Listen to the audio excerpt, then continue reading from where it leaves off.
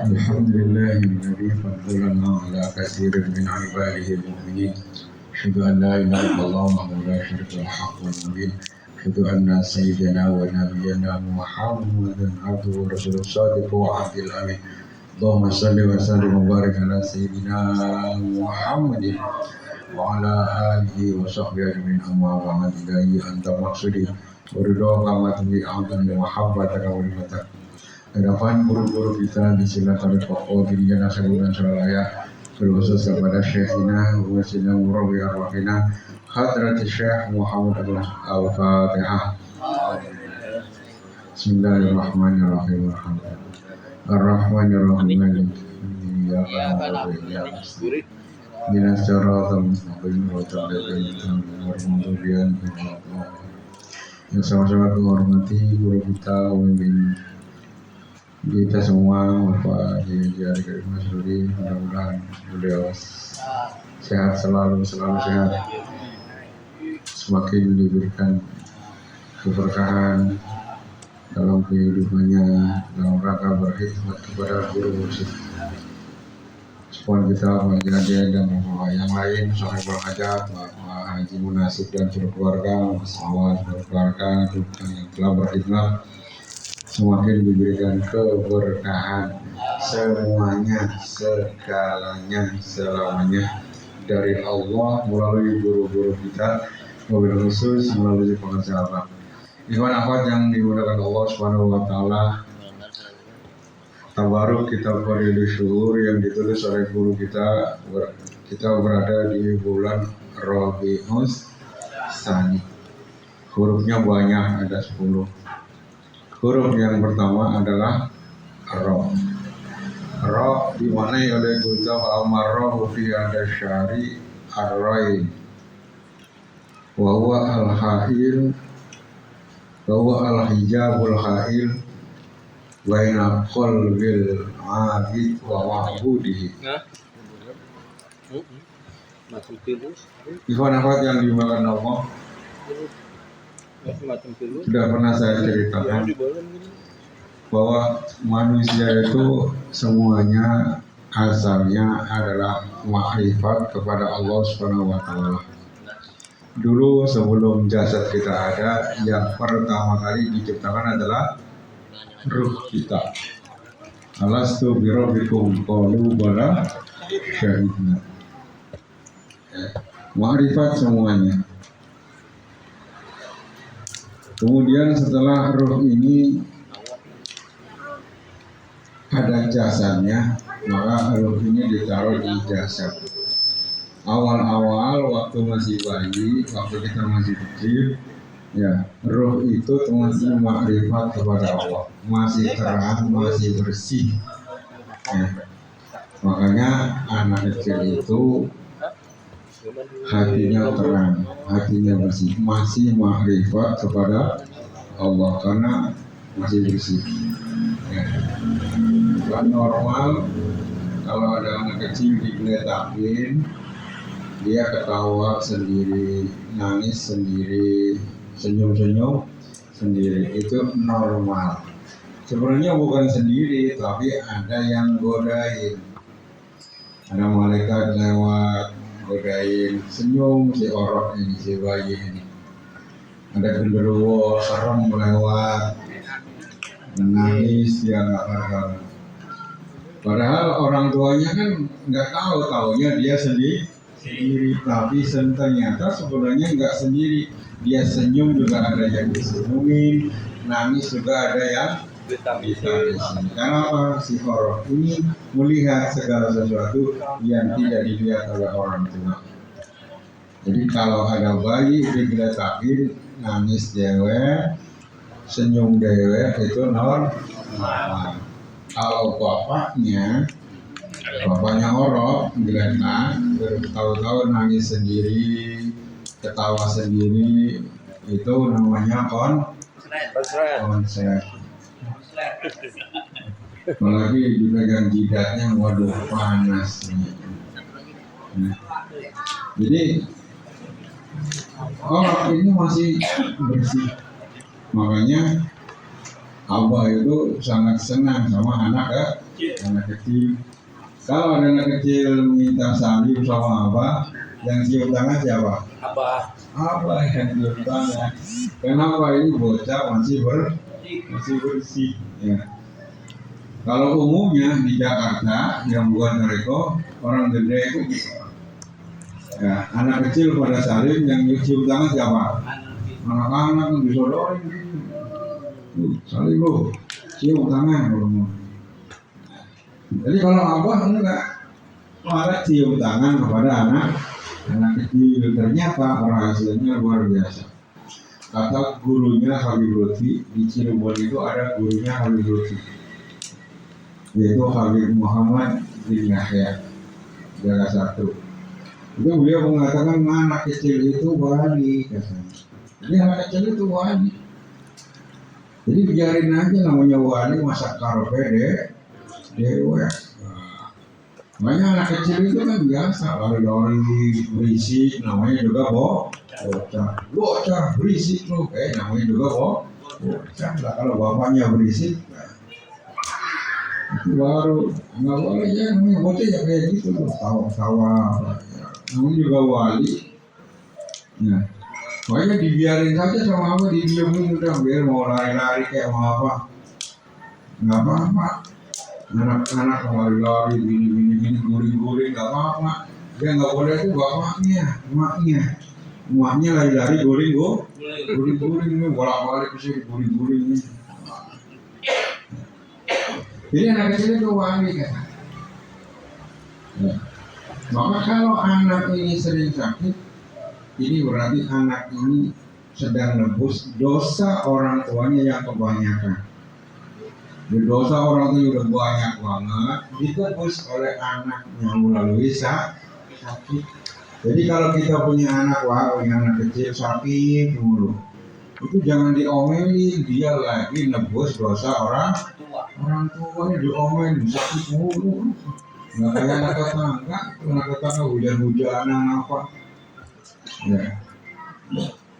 Jadi justru lagi nebus dosa kedua orang tuanya. Jadi kalian tahu ya. Jadi kalau anak kecil sakit, innalillah wa alhamdulillah. Ini lagi nebus dosa, makanya maka orang tuanya hati-hati, dosanya jangan kebanyakan. Kalau yang dosanya orang tuanya dosanya kebanyakan, biasanya anaknya sering sakit. Nah, jadi anak kecil ini masih bersih, hatinya masih bening, artinya masih cemerlang. Begitu dia gede, dia balik.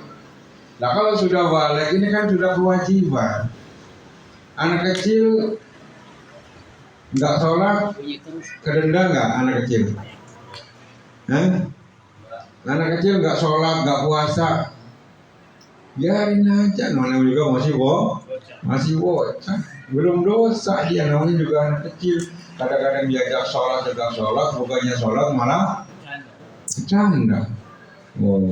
Malah bercanda, ya biarin. Kadang-kadang ada DKM masjid itu di Jakarta sih, nggak di Bekasi. Anak-anak kecil berisik, udah pulang aja sana, nggak usah ke masjid katanya. Begitu diusir. Ini orang bener apa bener? Bener jadi dewek. Ya namanya bocah ya biar namanya tinggal bilangin aja. Kan ada diusir. Udah nggak usah masjid, udah berisik. Itu salah.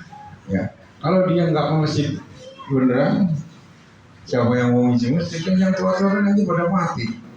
Nah, jadi biarin bocah, tinggal dibilangin aja. Asal jangan pada berantem, ada yang lain. Ya maunya lari-lari apa ya bocah. Nah. Jadi seketika dia sudah balik, nah kalau waktu kecil nggak sholat, nggak puasa, dia nggak dapat apa-apa, ini masih bocah.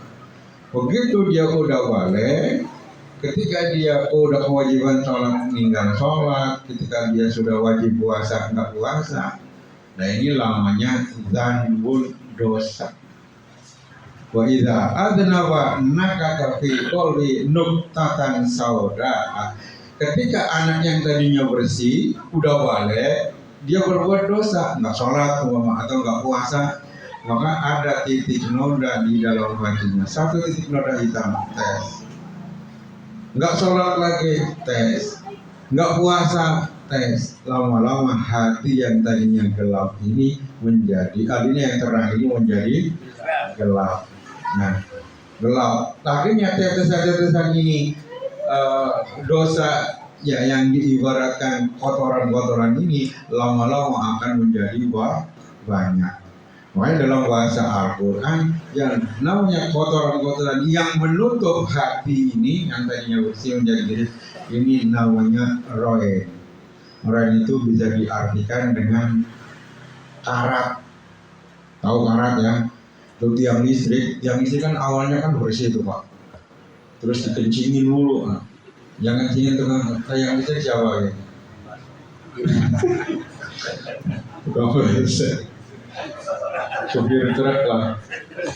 Ini pokoknya yang ngerasa pernah ngencingin yang listrik ya senyum-senyum aja, ini gue juga dulu gitu. Ya kan bukan saja dikencingin, kita langsung ceboknya juga di tiang listrik juga gitu kan. Nah ini kan awal-awalnya begitu, yang tadinya tiang listrik ini tadinya bersih, dikencingin, lama-lama akhirnya jadi karat. Jadi tiang listrik yang karat tadi kebanyakan cincin. Lah ini kan udah tebal-tebal ini kalau udah susah, ini namanya roen. Yang listrik yang tadinya mulus kan ada karat jadi kok kotor. Hati manusia begitu, yang tadinya bersih gara-gara karat ini, gara-gara dosa-dosa ini akhirnya menjadi kotor. Akhirnya apa? Yang tadinya makrifat kepada Allah sudah tidak makrifat lagi. Yang tadinya bisa melihat ini itu sudah nggak melihat lagi karena kotor. Kayak cermin yang tadinya awalnya baru kita beli kan mulus. Nah, kemudian ada debu, ada kotoran. Lah kita nggak cepat-cepat bersihin, dibiarin kotoran-kotoran lama-lama jadi banyak. Akhirnya kita ngacak bisa nggak? Nggak bisa, nggak kelihatan di mana orangnya, nggak bisa itu. Nggak bisa ngacak karena kena kotoran. Kayak mata kita juga begitu. Mata kita kan tadinya kan jernih. Awas mata kita. Kena kotoran, kena debu, lama-lama pandangannya mulai kabur. Tulisan udah nggak ngeliat, udah tulisan, ada undangan. Kacamata ini udah dari siapa? Begitu sodorin duit, kayak kacamata nggak? Sodorin duit pakai kacamata nggak? Ini namanya mata. Ada duitan, tulisan nggak ngeliat tapi giliran duit. Apalagi duitnya warna merah. Nah, luar biasa. Makanya memang di antara semua warna itu yang paling cepat ditangkap oleh mata warna merah. Ada duit jejer jauh, yang paling kelihatan warna gitu. Makanya yang guru kita pakai baju suruh pakai merah putih, ada merah kelihatan. Nah, maka setelahnya ini hati ini sudah ini, makanya ada wal khalla wal rona. Nah, jangan begitu. Ada roin, ada penutup, ada karat fi qulubihim, dalam hati mereka orang-orang Yahudi. Orang-orang Yahudi ada karat. Ya, yang sekarang lagi ribut di Palestina. Udah dari dulu orang Yahudi nggak bakalan bisa dipercaya. Itu perang-perang zaman Rasulullah itu. Wah, orang Yahudi itu kayak damai. Enggak lagi. Bisa kekuatan, berontak lagi. Orang Yahudi begitu. Ya. Sekarang orang Yahudi minta syarat. Ya, minta syarat, kita damai. Tapi Hamas habisin dulu. Nggak bakalan itu nyocot doang, tahu nyocot kan? Nggak bakalan ya. Orang itu nggak bakalan, orang Yahudi dari dulu nggak bakal bisa dipercaya. Ya memang udah begitu wataknya. Memang unggul. Makanya ada ayat ya Bani Ya bani Israil dzkuru nikmati an'amtu 'alaikum wa anni faddaltukum 'alal alamin. Wahai bani Israil, ingatlah kalian kepada nikmat yang Allah berikan. Allah melebihkan kalian daripada yang lain. Di dunia ini orang yang paling pintar orang Yahudi. Facebook milik siapa? WA milik siapa? YouTube punya siapa? Yang kaya siapa? Yang buat-buatan beli pulsa siapa? Orang Yahudi semua. Orang Yahudi semua. Ya udah begitu unggul. Ya. Orang rata-rata aja IQ-nya orang Yahudi, anak-anak Yahudi itu 140 paling rendah IQ-nya. Nah anak-anak kita paling berapa Pak? 130 juga udah top markotop itu. Orang Yahudi 140. Kok bisa begitu? Karena memang dididik dari kandungan. Mak-mak orang Yahudi itu kalau lagi ngandung gitu belajar IPA, matematika itu ini berpengaruh kepada jadi memecahkan misteri matematika IPA yang sulit-sulit itu diajarin lagi hamil. Nah kalau di Indonesia ibu kita lagi hamil apa namanya? Hamil kebo katanya. Hamil kok tidur aja nggak bangun. Ya makanya anaknya tukang makan tidur ya. Udah biasa gitu ngaji tidur ya alasannya ya ngantuknya ada aja ya. Jadi orang pintar orang yang nah kita kembali. Jadi ini yang hati yang sudah kotor ini, kenapa hatinya kotor? Bima kasabat ain ya bima kanu yaksibun. Itu akibat dosa-dosa yang dilakukan oleh mereka. Jadi kita ini dosanya banyak. Yang membuat kita ini tertutup, yang tadinya ma'rifat sudah tidak ma'rifat lagi. Yang tidak bisa melihat ini adalah karena gara-gara dosa berkarat. Nah, maka kata Rasulullah, sesungguhnya hati manusia itu berkarat. Wajilatuha dzikrullah. Untuk menghilangkan karat ini, gosok karat ini, nggak cukup dengan doa, ya Allah bersihkan hati.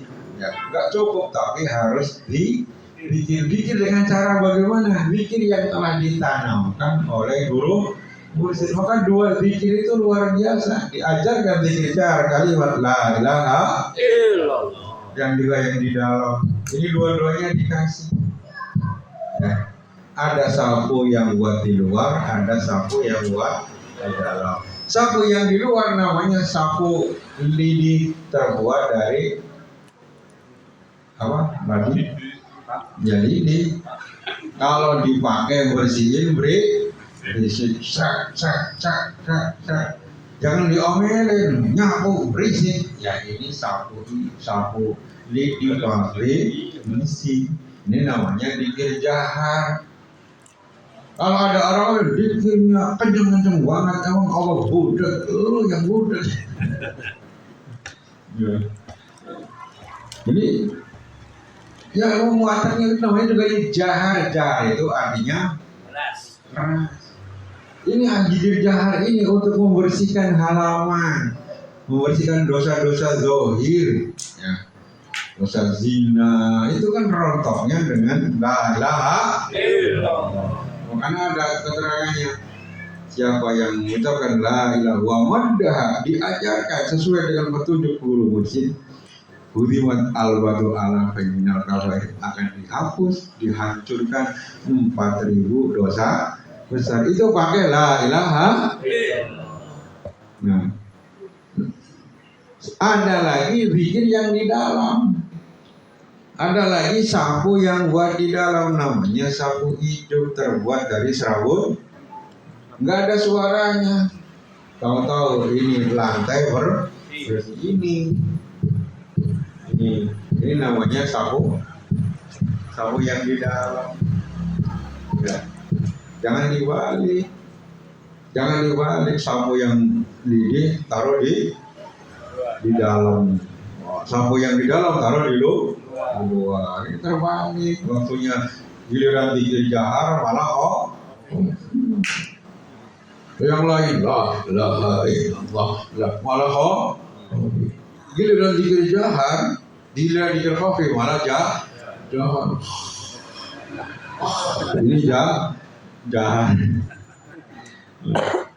Nah ini alhamdulillah kita dipertemukan dengan guru musik, diajarkan kedua ini untuk mengembalikan supaya kita menghilangkan kotoran. Dan guru kita ini menyoroti di antara kotoran-kotoran hati yang bisa menghalangi. Jadi roh ini adalah hijab penghalang antara hatinya abid dengan makbudnya.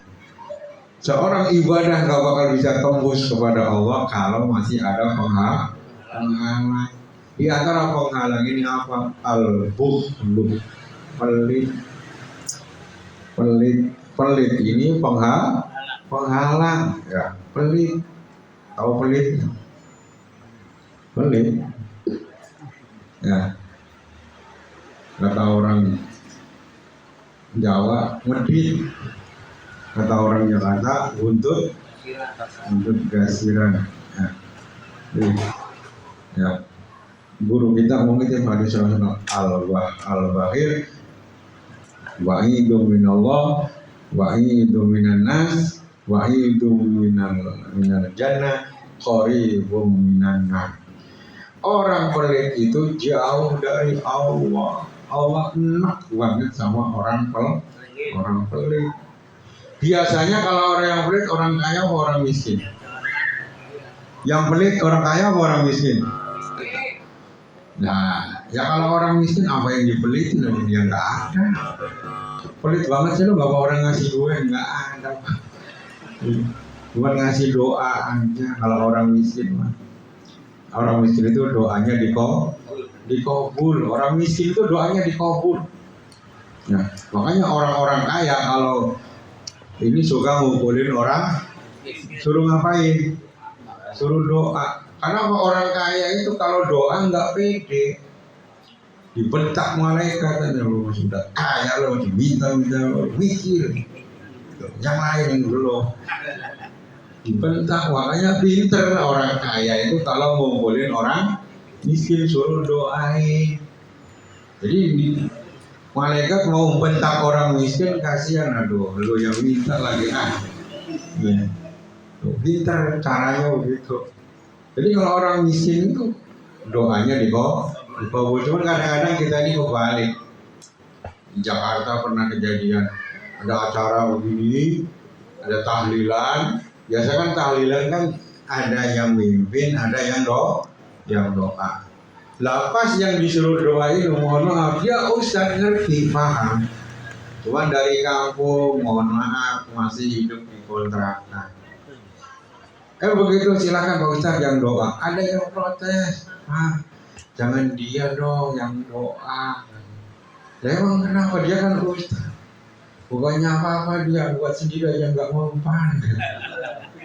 Doain sendiri aja nggak mempan, hanya bagaimana doain orang lain. Nah, makanya ada yang kayak gitu, ya kita mau ngerubahnya gimana?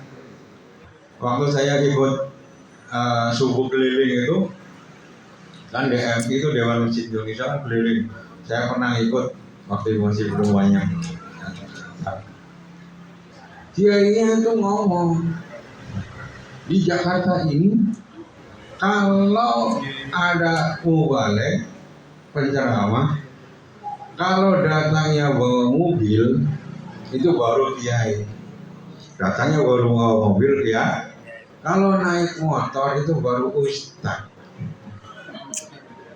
Jadi naik mobil dia, kalau naik motor, kalau ngojek apalagi di ini itu namanya marbot. Tingkatannya guru ngaji. Ya. Jadi selalu diukur sama gituan. Ya. Makanya di Jakarta itu udah lumrah. Apalagi pengajian ibu-ibu. Wah, ibu-ibu itu pengajian Ini ada ibu-ibu pakaiannya paling bagus, nggak tahu udah lunas apa belum. Gelangnya banyak, gelangnya itu dia yang suruh doa karena udah sukses katanya. Bilangnya udah sukses, padahal doanya juga belepotan. Nah ini yang ibu-ibu yang ditunjuknya juga goblok juga karena gue gitu loh sukses. Ya, mimpin doanya amin. Amin, amin, amin, amin, amin, amin, amin, ya robbal. Biar gelangnya ngelihat, ya, tuh ngelihat. Nah, jadi yang pelit itu orang miskin apa orang kaya? Yang punya cap, yang dicap orang miskin, orang kaya apa orang miskin? Orang miskin.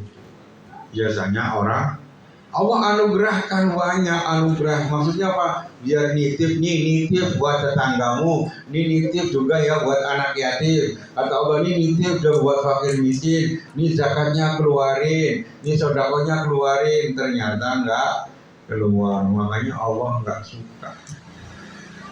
Ya. Wa idum minan nas, manusia juga enggak senang, jauh dari manusia. Kita pengen mau nggak berteman berkawan sama orang pelit? Mau nggak berteman sama orang pelit? Nggak bakalan, orang pelitnya sendiri nggak mau sama orang pelit. Rombongan kemana ke puncak apa? Ada orang pelit, nggak mau duduk bareng orang pelit itu, nggak mau. Karena ada motonya sesama orang pelit dilarang saling. Udah mengira itu aturannya begitu, pasti orang pelit juga nyarinya orang pelit, nggak mau orang pelit itu.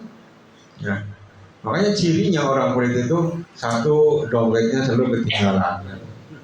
Bilangnya dompetnya ketinggalan. Yang kedua cuma doa korek doang, nggak bawa rokok. Waduh, rokoknya ketinggalan. Tinggalan di mana? Di warung. Korek doang, itu jangan yang rokok ya. Jadi orang pelit sendiri begitu, nggak mau. Nama orang pelit itu nggak mau. Wa itu minal jannah, jauh dari surga. Ya. Orang pelit itu jauh dari surga, nggak bakal orang pelit itu masuk surga. Ya. Di pintu surga juga cara Rasulullah ada tulisannya. Di pintu surga yuktabu fi babil jannah anta haramun ala salah satu nafar. Surga haram buat 3 golongan. 1, mani'uz zakat, orang yang nggak mau zakat. Yang kedua, al-bakhil, orang yang pelit. Makanya Rasulullah la yadkhulul jannah walau kana zahidan, la yadkhulul jannah walau kana abidan. Meskipun dia ahli ibadah, orang zuhud, jidatnya warnanya apa biasanya? Ya. Jidatnya ada yang merah, ada yang hitam, yang nggak tahu kejedot atau apa itu. Bakalan masuk surga kalau dia pelit. Makanya Rasulullah Allah mengutip al-jahilus sahih ahabu minallah ila minallah minal alimil wahid.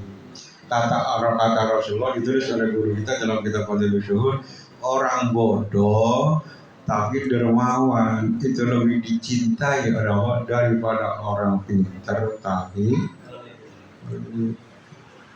ya syukur, ya alim, ya pintar, ya dermawan. Nggak apa-apa bodoh juga asal dermawan. Jangan sampai dua-duanya ya bodoh ya hancur-hancuran. Ya. Yang ketiga yang nggak bisa masuk surga adalah ad-dayus, kata Rasulullah. Siapa dayus? Orang yang membiarkan maksiat ada di keluarganya. Orang tua punya anak perempuan udah gede, banyak yang ngapelin, ya nggak diberes-beresin, didiemin aja, pada nginep di situ, nongkrong di situ. Ini namanya dayus, nggak bisa masuk surga. Beresin, udah gede, kewajiban, ayo segera beresin. Ini Wani kiro kan begitu. Yang benar. Nah kalau dibiarin itu namanya dah Qoribun minan nar, dekat dengan neraka. Jadi udah ada kafirnya. Di neraka itu ada tempat khusus yang dikhususkan untuk orang wahil. Ini ada khusus. Ya. Ada, nggak usah pesan, itu udah ada tempat khususnya. Maka Rasulullah SAW memperingatkan, maka guru kita, para sahabat mencontohkan. Ya. Salah satu tanda guru mursyid itu adalah mutasod dikon mutasod ahli sedekah. Guru kita ahli sedekah bukan? Kalau manakib itu berapa itu yang dikeluarin? 2 tahun yang lalu aja abang ngeluarin tiap manakib 75 juta. Itu di luar tolak bala, di luar hari Minggu, hari libur. 70, mungkin sekarang udah 100 jutaan setiap kali manakib. Ya, apalagi 1 minggu itu duit itu. Ya duit emang daun. Itu guru kita, makanya guru kita pesan para ikhwan yang mampu bikin mana, yang mampu bikin mana. Itu supaya ngilangin pelit. Ya. Dan kata pengersahabat, orang yang bantu manakib itu sudah termasuk pemangku manakib. Ini ada manakib tadi kan ada yang, saya pisangnya, saya bawa semangka, itu udah termasuk pemangku manakib. Saya salaknya, saya airnya 1 dus, itu sudah termasuk pemangku manakib. Ya. Tapi saya yakin semua ikhwan semuanya di rumahnya pengen punya anak. Pengen nggak? Semuanya pengen kan? Pengen, semuanya yakin pengen. Cuman kadang-kadang yang begitu duitnya ada, tempatnya kecil, sempit, bayar dananya ada. Ada yang rumahnya gede, dananya juga nggak ada. Yang banyak dua-duanya, dana nggak ada, tempatnya. Nah kalau tempatnya nggak ada, dananya nggak ada, udah mau ikut manakib aja. Ngeramein manakib. Alhamdulillah. Itu dalam rangka apa? Niki sifat bakhil supaya kita semua jangan kena bakhil. Bakhil itu menghalangi roin, menghalangi pandangan mata batin kita, menjadi hijab, menjadi penghalang antara kita dengan Allah. Maka luar biasa guru kita, ibadahnya luar biasa, juga sedekahnya luar biasa. Sampai apa? Sampai dalam manqabah itu tidak pernah menolak orang yang meminta-minta, walau yang dimintanya adalah pakaian yang sedang. Syekh Abdul Qadir itu begitu. Ini pernah juga ada ikhwan yang praktek jadi minta nodong abah, pakaian yang awal lagi dipakai diminta. Ini ikhwan bagus apa ikhwannya kan ngasih enggak malah. Ya kan ini kan ada manqobahnya, katanya alasannya begitu. Ada manqobahnya. Seorang mursyid tidak akan menolak minta walau yang diminta adalah pakaian ya. Ya guru pasti ngasih. Ya cuman yang muridnya yang kurang ngasih enggak. Bahkan belum lama ini di Sinar Rasa belum lama ada orang yang malah abah di Malang. Jadi ada orang dari Kalimantan, ada abah, saya minta uang saya mau pulang ke Kalimantan. Kata abah berapa? 6 juta abah ke dalam dikasih. Ini bukan untuk ditiru ya. Jangan dikasih. Ya. Kira-kira abah tahu nggak ini orang jujur apa enggak? Tahu. Ya. Orang ini nipu abah, tahu nggak abah? Tahu. Tapi abah tetap nggak pura-pura tidak tahu. Nggak lama dia bawa teman, bawa orang nggak tahu dari mana, mintain juga. Wah ini teman saya Pak mau pulang ke Sumatera katanya, nggak tahu kamu ya, nggak punya uang Pak, nggak duit. Nah untung ketahuan Mang Erwin. Nah kalau Mang itu siapa yang satunya keamanan? Mang Ahep itu nggak berani kalau Mang Erwin. Woi, Mang Erwin kan tentara iya, polisi iya, Kopassus iya. Ya tergantung bajunya. Orang itu datang lagi. Kata Mang Erwin, mau mana? Mau apa? Nggak ada. Apa? Lagi istirahat. Udah sana pulang. Karena tahu ini anak orang tukang malat tahu segitu ya. Ya Abah mau ngasih aja. Cuman ya begitu orang. Sampai ada orang, bukan orang Jakarta sih, orang Jawa. Ya Jawanya mana itu saya nggak sebut. Itu ada. Wah, saya minta uang, wah. Buat apa kata? Saya pengen punya motor, saya nggak punya motor. Biar saya rajin manakib ke Sinarasa gitu. Makanya berapa? Dikasih sama Abah. Kalau nggak salah 8 juta, 6 juta dikasih. Tapi nggak tahunya nggak beli itu motornya. Sampai ditegur sama Abah, motornya mana? Belum beli Pak. Uangnya tinggal berapa gitu. Dasar kucluk. Ini udah nggak sopan. Nah, ya sebenarnya ya sangat tidak sopan ya. Itu ujian juga sebenarnya. Abah orang guru masjid tidak menolak walau yang diminta adalah pakaian ya. Ya iya bisa memang benar itu Abah. Tapi apa ya tega? Apalagi ini Pak saya minta baju itu Pak. Itu. Jadi enggak menghilangkan pelit. Kita untuk menghilangkan pelit, makanya kita belajar manakib syukur tiap bulan. Kalau belum tiap bulan belum mampu, 2 bulan sekali. Belum mampu 3 bulan sekali. Masih belum kuat juga setengah tahun sekali. Belum mampu setahun sekali. Belum mampu juga seumur sekali. Yang penting udah pernah mana. Kalau ada tanya, Kang udah pernah manakib dulunya? Udah kapan? Waktu tahun 2016. Nggak apa-apa, ya emang belum kasih kemampuan. Tapi saya belum nggak mampu.